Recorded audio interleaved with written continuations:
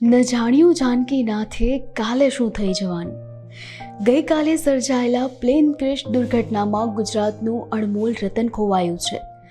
સૌમ્ય અને જનકલ્યાણ માટે પોતાનું જીવન વ્યતીત કરતા સહજ સ્વભાવના વિજયભાઈ વિનાનું કાઠિયાવાડ રાંક બન્યું છે. ત્યારે આવો જાણીએ રંગૂનથી લઈ રાજકોટ સુધીની વિજયભાઈની જીવન સફર. વિજયભાઈનો જન્મ 2 ઓગસ્ટ 1956ના રોજ મ્યાનમારના રંગૂન ખાતે વણિક પરિવારના માયાબેન અને રમણીકલાલ રૂપાણીના ઘરે થયો હતો. રાજકીય અસ્થિરતા અને પરિવારોની સ્વદેશ વાપસીના કારણે તેમનો પરિવાર 1960ના દાયકાની શરૂઆતમાં ભારત પરત ફર્યો અને રાજકોટમાં સ્થાયી થયો. વિજય રૂપાણીનું પ્રારંભિક શિક્ષણ રાજકોટમાં જ થયું હતું. તેમણે ધર્મેન્દ્રસિંહજી આર્ટ્સ કોલેજમાંથી BAની પદવી મેળવી અને સૌરાષ્ટ્ર યુનિવર્સિટીમાંથી LLBની ડિગ્રી પ્રાપ્ત કરી. વિદ્યાર્થી અવસ્થાથી જ તેઓ રાષ્ટ્રીય સ્વયંસેવક સંઘ એટલે કે RSS અને અખિલ ભારતીય વિદ્યાર્થી પરિષદ એટલે કે ABVP સાથે ગાઢ રીતે જોડાયેલા હતા. આ જોડાણ તેમના રાજકીય જીવનનો પાયો બન્યું. કટોકટીના સમયગાળા દરમિયાન તેમણે લોકશાહીના રક્ષણ માટે સંઘર્ષ કરતા ભાવનગર અને ભુજની જેલોમાં જેલવાસ પણ ભોગવ્યો હતો. તેઓએ 1978થી 1981 સુધી RSSના પ્રચારક તરીકે પણ કાર્ય કર્યું.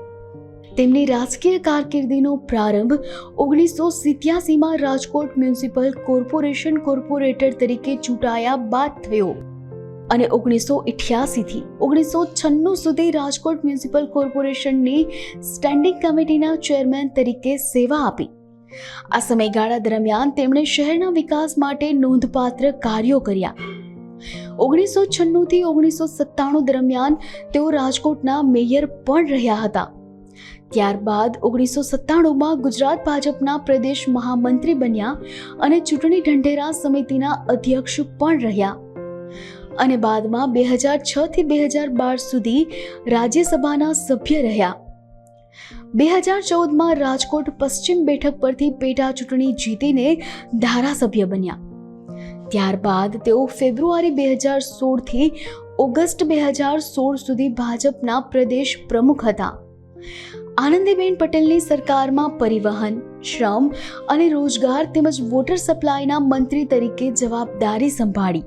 આ સાથે જ ગુજરાત પ્રદેશ ભાજપમાં મહત્વની સંગઠનની જવાબદારી સહિત 3 ટર્મ મહામંત્રી રહી ચૂક્યા છે.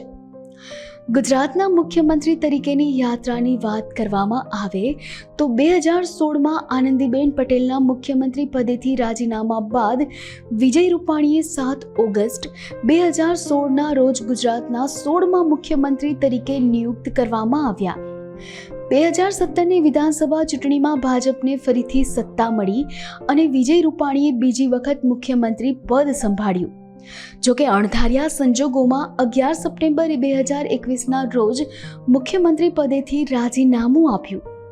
મુખ્યમંત્રી પદ છોડ્યા બાદ પણ ભાજપમાં સક્રિય રહ્યા અને પંજાબના પ્રભારી તરીકે પણ કાર્ય કર્યું.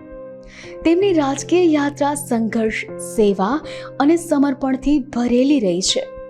તેઓ એક સાલસ, નિષ્ઠાવાન અને સંગઠનલક્ષી નેતા તરીકે ઓળખાય છે, જેમણે ગુજરાતના વિકાસ અને ભાજપના સંગઠનને મજબૂત બનાવવામાં મહત્વપૂર્ણ યોગદાન આપ્યું છે. ત્યારે ગુજરાત તમને હર હંમેશ યાદ કરશે.